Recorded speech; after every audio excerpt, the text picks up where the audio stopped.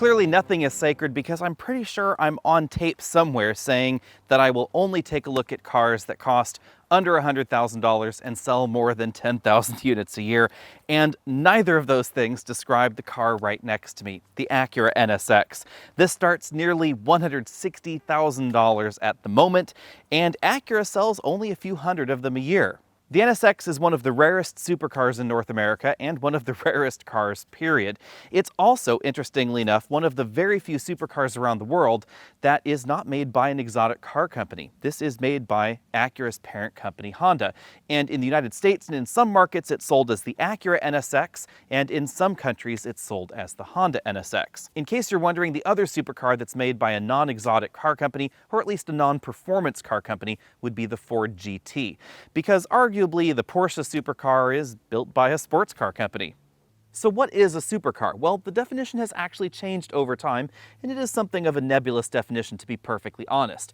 Back in the 60s and 70s, the top-end versions of American muscle cars were frequently called supercars in some of the car publications, but today, generally speaking, they're considered to be exotic vehicles that use exotic drivetrains, exotic production materials, and of course, wildly styled like Ferraris and Lamborghinis. And really, the Ferrari-Lamborghini thing is where the supercar style and the supercar definition arguably first started.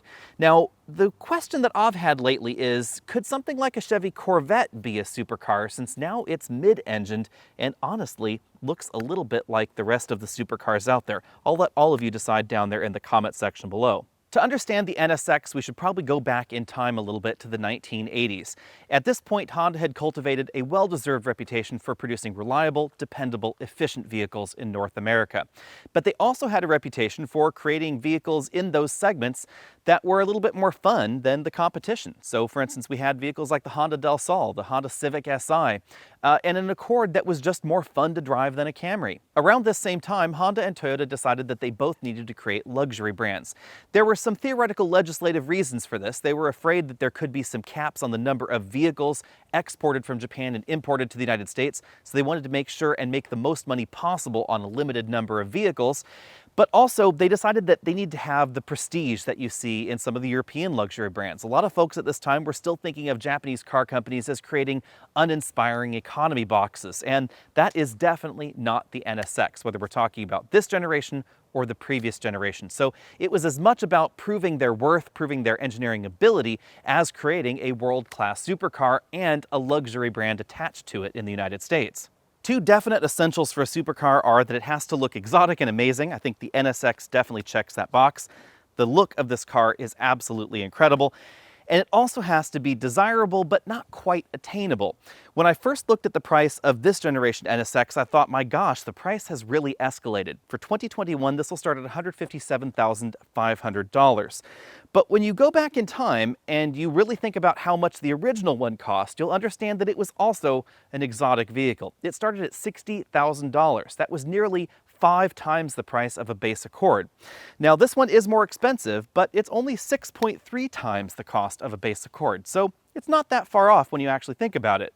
There are definitely two ways to look at the NSX. You could look at this as a bargain exotic, because obviously you could spend a great deal more money if you were shopping for a Ferrari or a Lamborghini or a McLaren, or even a Porsche 911 can be more expensive than the NSX. Or it could be kind of spendy, because you could also get 2.7 Corvettes for the price of a base NSX.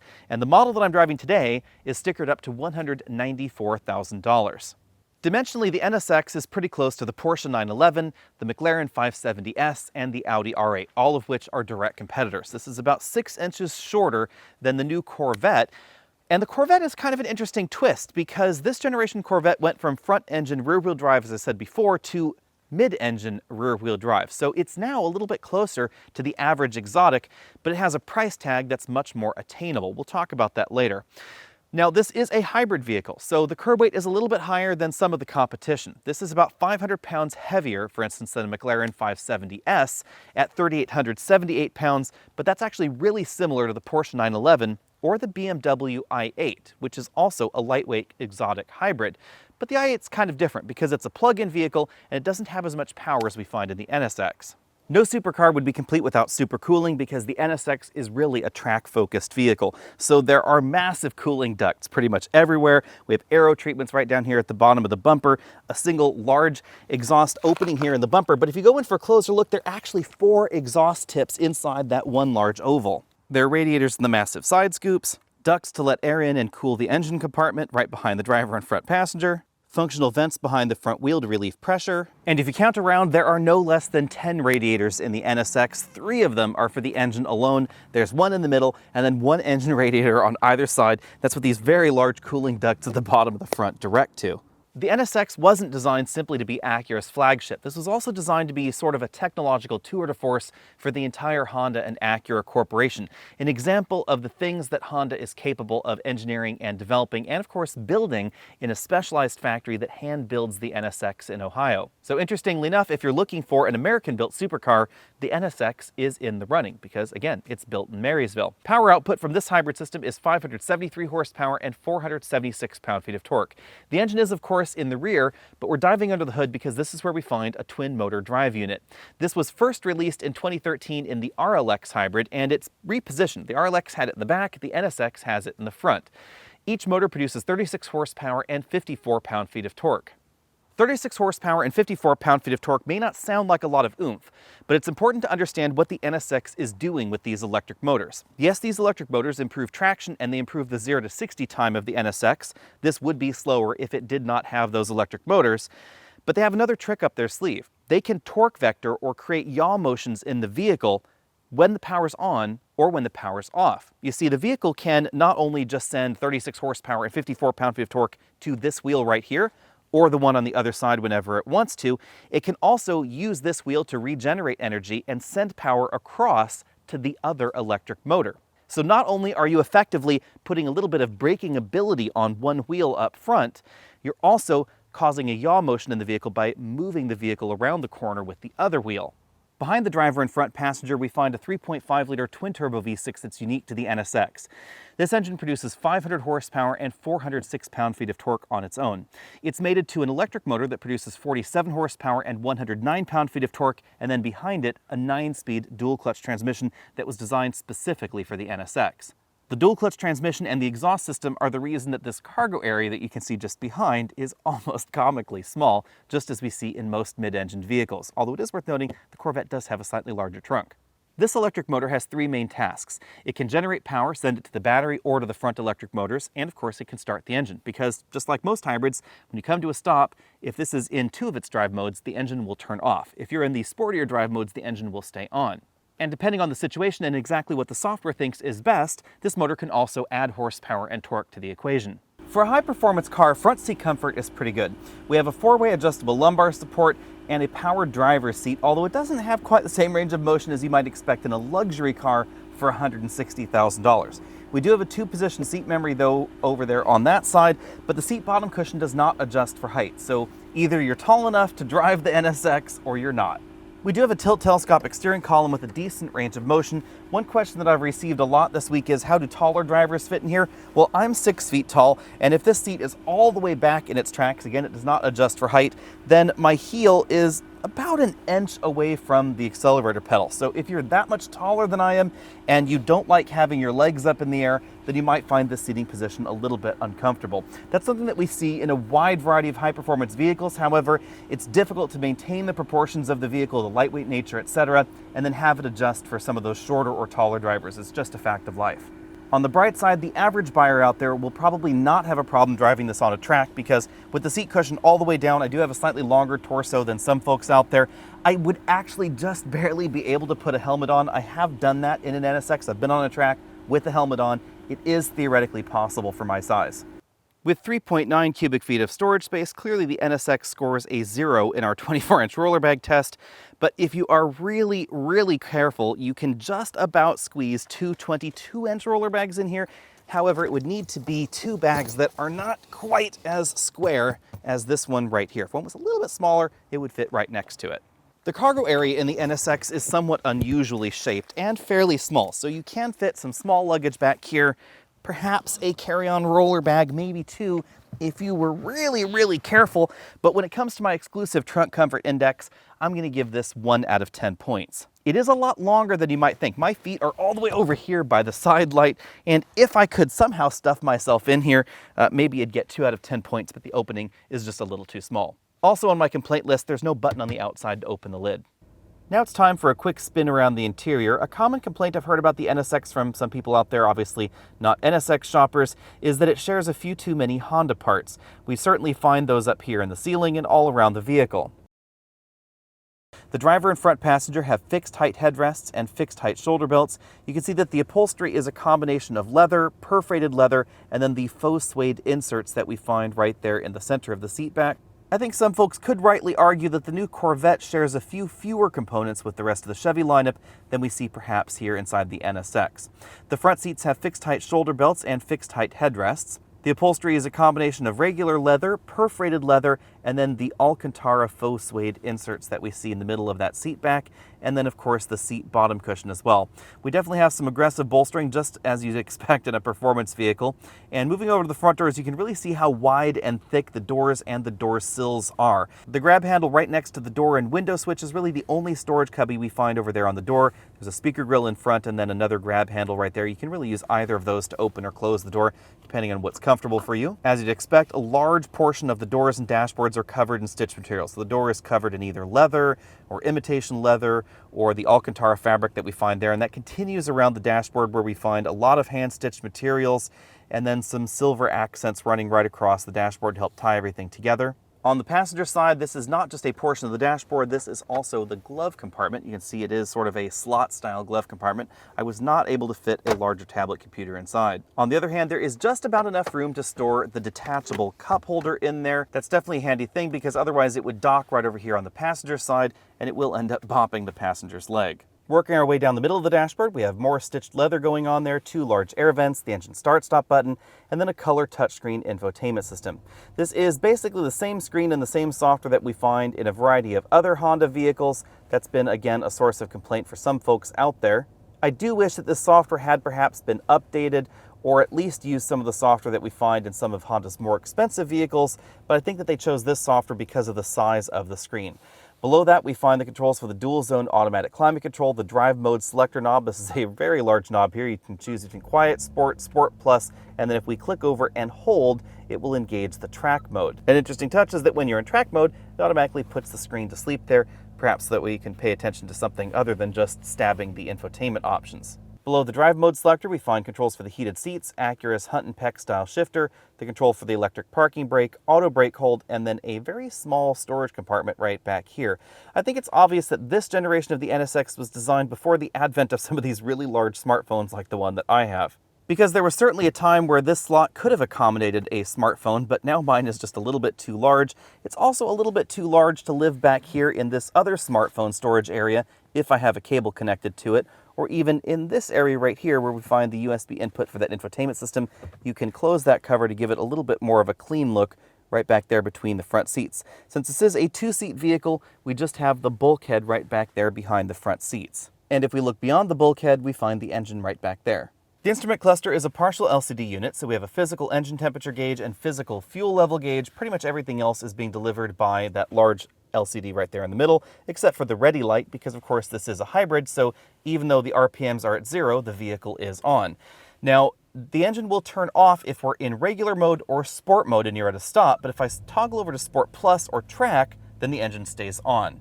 You'll also notice that if I'm over here in some of these other modes, that the battery charge will start ticking down, just as you'd expect in a regular hybrid. But if I move over to Sport Plus or Track, it's going to do its best to keep that battery fully charged. That's because it's going to use the battery pack to power the front axle, torque vector across the front, so it really wants as much power in that battery as absolutely possible. And in those modes, the vehicle doesn't really care as much about regenerative braking. The style of the display changes, and the display will indicate sort of what's changing about the vehicle as you move from drive mode to drive mode. As you can see, there are 4 different powertrain tunes, 3 different tunes for super handling and VSA, but only 2 different levels for the steering and suspension.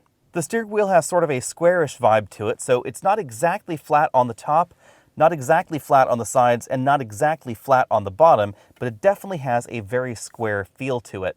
We have some pretty long sport grips up here, and then the steering wheel actually bumps out towards the back in this area, which really gives it a nice feel to it. We then have some pretty large paddle shifters on the back of the steering wheel. You can see really how large they are. They go all the way down there past that portion of the bottom spoke. We then have more carbon fiber wrapping around the steering wheel, big Acura logo right there in the middle. On the left side of the steering wheel, we find the controls for the infotainment system, volume up, down, scroll knob right there. This scroll knob scrolls through some of the options in that multifunction LCD instrument cluster, and then we have regular cruise control on this side because no adaptive cruise control in the NSX at this time. You may have noticed around the interior that we have grates below some of the air vents in the cabin. On the driver and front passenger side, you can see they're right there below the air vents right next to the doors. They're also on either side of the center console. You can see below those two main air vents right there. Those are activated in the climate control system. If I go over here to climate, you can actually turn them on manually by engaging that mid mode. And then if I crank up the fan, then these vents are really blowing all the air into the cabin. This is one of the more interesting track-focused features of the NSX, because if you're out on a track and it's a hot day, the floorboards of the vehicle will become awfully warm, and you don't necessarily want that cold air blowing right on your feet. Instead, this blows right there sort of on your leg. Of course, not all the air is coming out of those vents when it's in the mid mode. A reasonable amount of air is coming out these upper vents as well, so it really does work incredibly well on some of those hotter days. I've actually had this on a track in Thermal, California, and it was a really hot day. It was about 100 degrees out there, and that feature was sheer perfection. When Acura first launched the NSX, a lot of people scoffed. The idea of a hybrid supercar was an oxymoron, sort of like performance EV, if you understand my meaning there. But very much like Tesla has proved that performance EVs are totally a thing, Acura and Porsche, with their 918, certainly proved that hybrid performance in supercars are a thing. If you use launch control, 0 to 60 happens in this model in 2.9 seconds. Oddly enough, of all the times that I've driven an NSX on and off the track, I've never actually 0 to 60 tested this on the usual test course that I test every other vehicle on. So now I have an official number. It is 2.9 seconds. Now, there is a little bit of a traction issue I noticed, so I suspect that if you were on a drag strip, you would probably get the 2.7 seconds that are quoted by Acura as far as the 0 to 60 time, but in the real world, 2.8 to 2.9 seconds is probably going to be a little bit more realistic, and if you're on a slightly rougher road surface or it's a little bit colder and you can't quite get the hook up in the rear, maybe about 3 to 3.1 seconds. Any way you slice it, that is an absolutely stellar number. And just the thrust and the acceleration from the NSX is absolutely insane. We also have that supercar noise that you would expect out of that twin turbo engine in the back. You can just shift the gears manually with these shift paddles. The DCT is absolutely excellent. When it comes to stopping all of this mass, this weighs nearly 3,900 pounds. This managed to stop in an epic 94 feet. That is absolutely the shortest stopping distance that I've ever measured here. Now, this model does have the optional carbon ceramic brakes. Those are a pretty fantastically expensive option, but I have to say that Acura's brake-by-wire system does a really great job of controlling the carbon ceramic brakes. Some vehicles with carbon ceramic brakes, when you're really pushing those brakes harder, they can have kind of an unusual feel to it. And even though this brake-by-wire system doesn't quite feel like a traditional hydraulic brake system, it has a very consistent feel even with the carbon ceramic brakes. It also has a very consistent feel just when we're talking about regen braking, and that's something that we see in all of Honda's hybrids, not just their hybrid supercars. So whether we're talking about this, or a Clarity, or an Accord, I know it's weird to talk about an NSX in that same sentence, but this benefits from all the R&D that Honda has done on hybrids and hybrid systems, and the regen braking feel is definitely involved in that. Not every hybrid vehicle out there does regen braking very well, and the NSX is perfectly fine. You'll really notice that when going from a mild brake application to a sudden heavy brake application, it feels very, very natural, and it feels very instantaneous in this. And in some hybrid vehicles, there's kind of an odd delay in re-engaging the friction brakes in that equation. Obviously, when it comes to handling, any supercar is going to be absolutely incredible. This is insane. So are Porsche 911s, so are McLarens, etc. I'm really not going to make any qualifying comments on there. So when it comes to handling, I'm just going to give this an A, because what do you expect out of a supercar? But when it comes to the nuances, I like the way the NSX drives a little bit more than some of those others, because this really makes you feel like a superstar, and you don't have to be driving necessarily fast for that. The steering is quick, but the steering is also incredibly precise. And that takes a little bit of getting used to, because in the corners, you may want to steer in a little bit more because you're assuming that the front end is not going to go exactly where you pointed it. But in the NSX, it goes exactly where you pointed it. So you find yourself kind of correcting the vehicle for a while out on your favorite road before you really get the hang of the way the steering and the vehicle are coming together. If you're the kind of shopper that is daily driving an NSX, and I am not entirely clear what that shopper would do for a living, maybe a brain surgeon or something like that, then you would be happy to know that the NSX has a really nice polished ride. When it's in the quiet mode or even the sport mode, the suspension system is relatively good at soaking up some of the larger bumps out here on this particular gravel road. Now, here's a little interesting thing that I noticed a lot of people will ask me when they find out that I live out in the country is, oh my God, how do you get supercars down the road? The reality is that even though a lot of people that are new to rural life, when they move out just a little bit beyond suburbia, they think, oh my God, I need to have a truck, I need high ground clearance, I need all-wheel drive, etc. I've had McLarens, I've had NSXs down the road that we drive on every day and never gotten one stuck.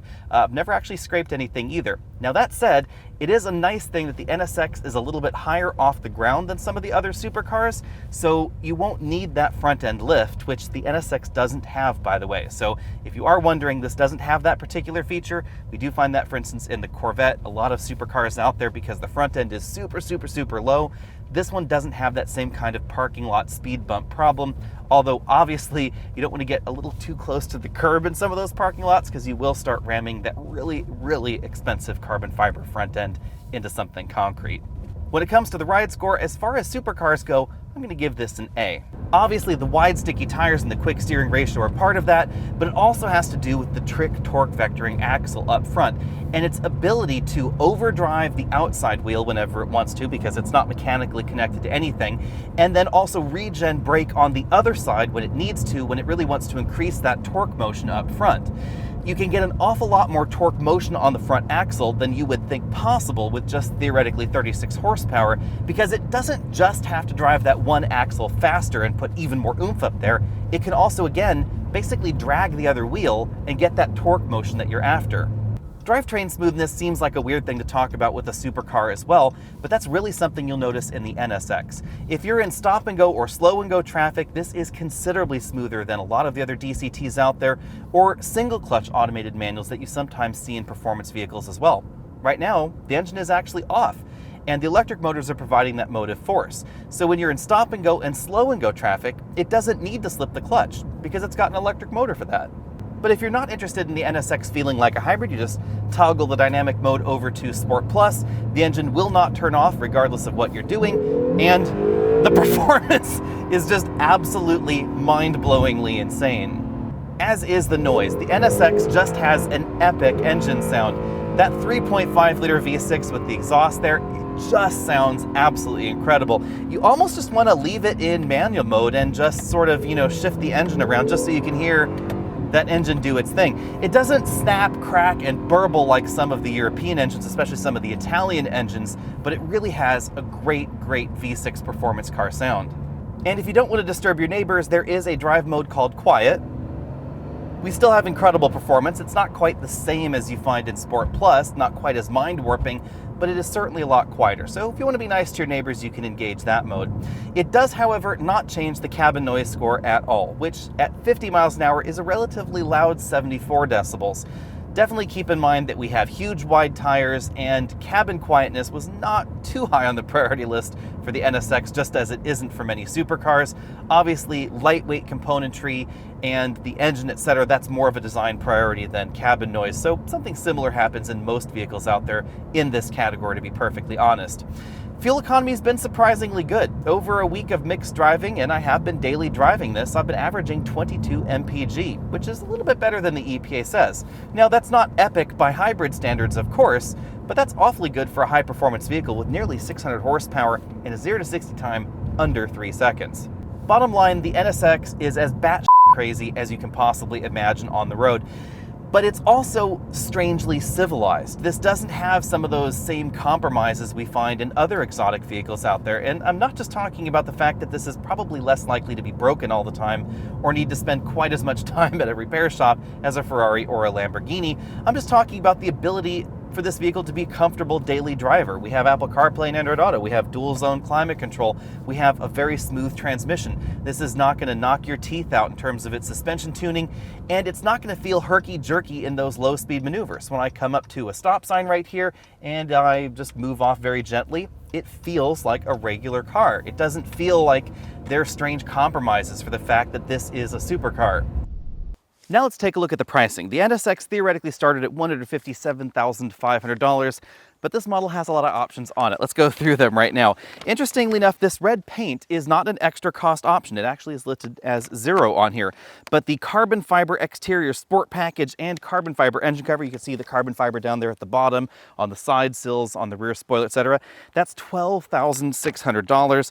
The carbon fiber roof, which definitely does have a great look, $6,000. The carbon fiber rear deck spoiler, $3,000 all by itself. Carbon ceramic brakes, $10,600. These wheels, actually standard, that's kind of a good value right there. On the inside, the carbon fiber sport package with the Alcantara headliner, $3,800, and Sirius XM radio, an extra $500, totaling $194,000, including destination for this NSX right here. Which supercar is right for you ends up being a truly ridiculous question when we're talking about a vehicle that is about $200,000. If you can afford a $200,000 car, the world is your oyster. You are probably taking a look at a wide variety of other $200,000 cars, and oddly enough, in the 21st century, we have a ton of $200,000 cars to choose from. Obviously, this compares very directly with a wide variety of Porsche 911 models, obviously the more expensive Porsche 911 models, some McLarens out there, Ferraris, Lamborghinis, etc. If you are in the invited club, it's not out of the realm of possibility to say that maybe you could afford a Ford GT as well. Without a doubt, the NSX is an absolute blast to drive. 0 to 60 in 2.9 seconds. I have zero doubt that this could go the quoted 2.7 if you really tried and you had the perfect surface to launch the NSX on. But it also is brilliantly controlled. The NSX is very, very easy to drive. It's incredibly easy to live with. Although, honestly, the same thing can be said of a wide variety of modern supercars. So it's not unique to the NSX quite in the same way that it was back in 1990. And that's possibly one of the reasons that that first generation NSX sold better than this generation NSX, even though this is the better car. I know that may offend a lot of NSX purists, but honestly, the new NSX is just better in pretty much every way. I love the way the old NSX looks. I love the way it drives. I have had the opportunity now and then to actually drive a classic NSX. And interestingly enough, bit of trivia, I was able to drive one back in 1994 when it was an awful lot newer. And I can tell you, it was a blast then. This is a blast now. But would I buy an NSX if I magically had $200,000 to spend on a new car? I'm not entirely sure. It really depends on how much I liked this particular look, the Acura logo on the front versus some of those other looks, and how much I cared about the interior. If I cared about interior refinement and interior design, I might look somewhere else. If I wanted to really be exotic, I might get something like a McLaren, because there just aren't as many McLarens out on the road, and pretty much everybody seems to have a Porsche 911 these days.